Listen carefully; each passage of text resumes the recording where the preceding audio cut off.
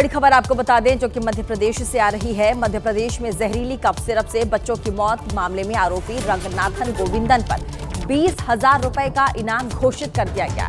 आरोप है कि वो श्रीसन फार्मा कंपनी से जुड़ा हुआ था, अभी फरार चल रहा है। आपको बता दें आरोपी की गिरफ्तारी के लिए एसआईटी टीम गठित कर दी गई है। तो ये वही चेहरा है, आपको बता दें रंगनाथन गोविंदन, जिस पर 20,000 रुपए का इनाम घोषित किया गया है।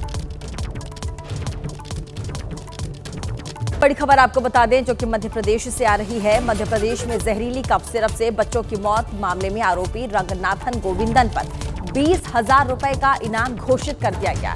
आरोप है कि वो श्रीसन फार्मा कंपनी से जुड़ा हुआ था, अभी फरार चल रहा है। आपको बता दें आरोपी की गिरफ्तारी के लिए एसआईटी टीम गठित कर दी गई है। तो ये वही चेहरा है, आपको बता दें रंगनाथन गोविंदन, जिस पर 20,000 रुपए का इनाम घोषित किया गया है। बड़ी खबर आपको बता दें जो कि मध्य प्रदेश से आ रही है। मध्य प्रदेश में जहरीली कफ सिरप से बच्चों की मौत मामले में आरोपी रंगनाथन गोविंदन पर 20,000 रुपए का इनाम घोषित कर दिया गया।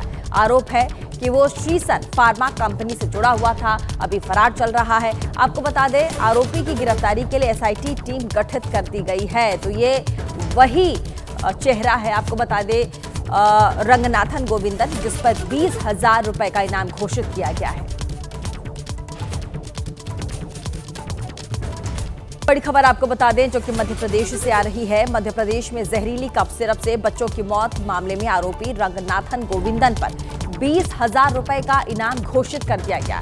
आरोप है कि वो श्रीसन फार्मा कंपनी से जुड़ा हुआ था, अभी फरार चल रहा है। आपको बता दें आरोपी की गिरफ्तारी के लिए एसआईटी टीम गठित कर दी गई है। तो ये वही चेहरा है, आपको बता दें रंगनाथन गोविंदन, जिस पर 20,000 रुपए का इनाम घोषित किया गया है।